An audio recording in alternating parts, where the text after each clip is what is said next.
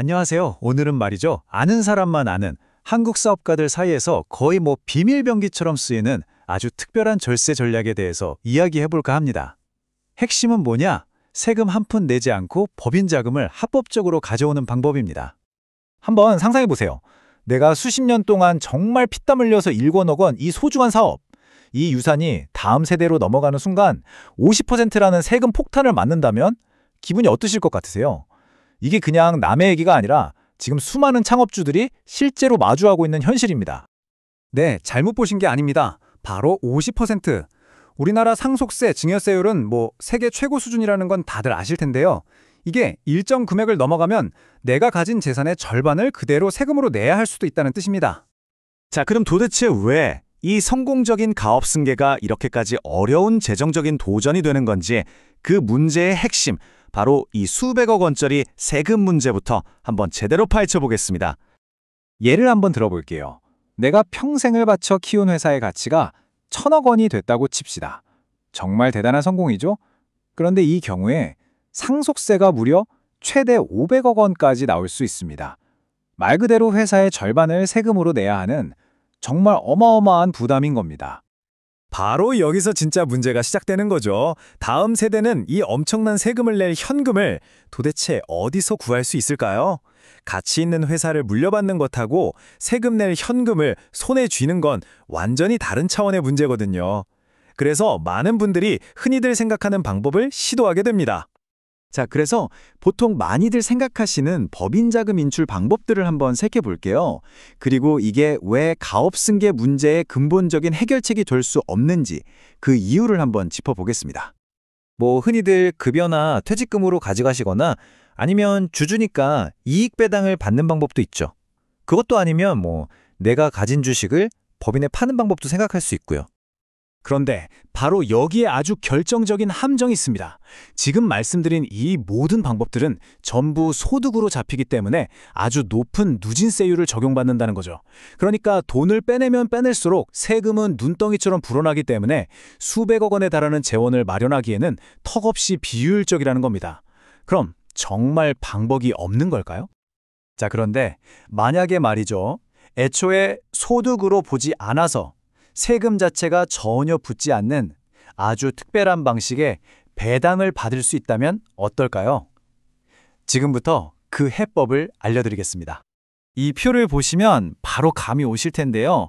우리가 흔히 아는 이익 배당은 회사가 번 돈, 즉 이익 잉여금에서 나오는 거라 당연히 과세 대상이죠.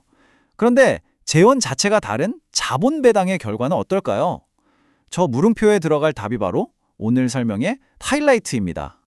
네, 그 물음표의 정답은 바로 감액배당입니다. 법에서는 이걸 이익을 나눠주는 게 아니라 주주가 처음에 투자했던 원금을 돌려주는 행위로 봅니다.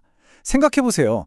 내가 투자했던 내 돈을 내가 돌려받는 건데 여기에 세금을 매긴다는 게 좀 이상하지 않나요?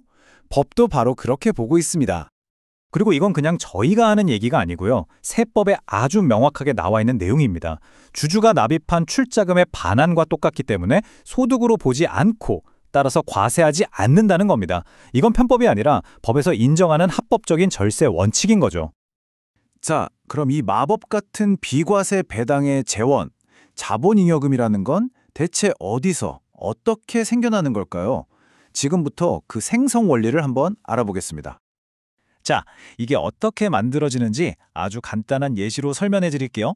자, 첫 번째, 액면가 10,000원짜리 주식으로 회사를 세웁니다. 그리고 수년 동안 열심히 회사를 키워서 주식의 시장 가치가 100만 원으로 엄청나게 올랐다고 가정해 보죠. 이때 새로운 투자자에게 현재 시장가인 100만 원의 신주를 발행하는 겁니다. 그러면 원래 액면가 10,000원과의 차액, 주당 99만 원이 생기죠? 이게 바로 주식 발행 초과금이 되고 이게 바로 자본잉여금의 핵심 재원이 되는 겁니다. 물론 이걸 아무 때나 막 할 수 있는 건 아니에요. 법에서 정해놓은 일종의 안전장치가 있습니다.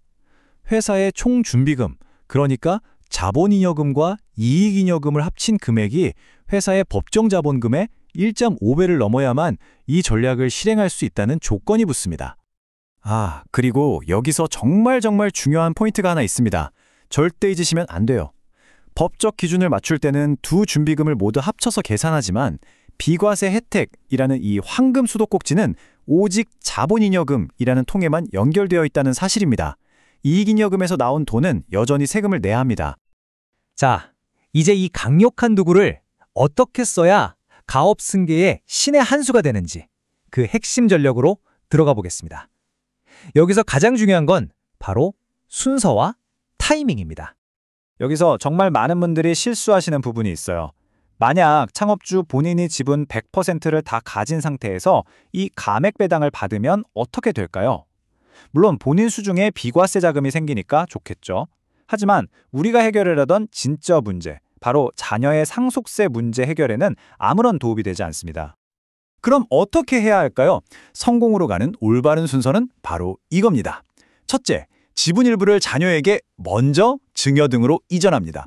둘째, 그 다음에 회사가 감액 배당을 실행하는 거죠. 그러면 자녀, 즉 후계자는 미래에 내야 할 상속세를 위한 비과세 자금을 합법적으로 손에 쥐게 되는 겁니다. 이 그래프를 보시면 그 효과가 얼마나 엄청난지 한눈에 보이실 겁니다. 아무런 전략이 없을 때 내야 할 세금이 저렇게 거대한 산과 같다면 이 전략을 썼을 때는 정말 작은 언덕 수준으로 낮아지는 거죠. 그 압도적인 차이가 느껴지시나요? 결국 이 모든 전략의 최종 목표는 하나입니다. 후계자가 막대한 세금 부담 때문에 어쩔 수 없이 회사를 팔거나 경영권을 잃지 않도록 아주 확실한 유동성을 마련해 주는 것. 가족의 유산을 온전히 지켜내는 핵심 열쇠가 되는 셈입니다. 자, 이제 마지막으로 여러분 스스로에게 이 질문을 한번 던져보셨으면 합니다. 지금 당신 회사의 지분 구조는 과거의 성공에만 머물러 있습니까?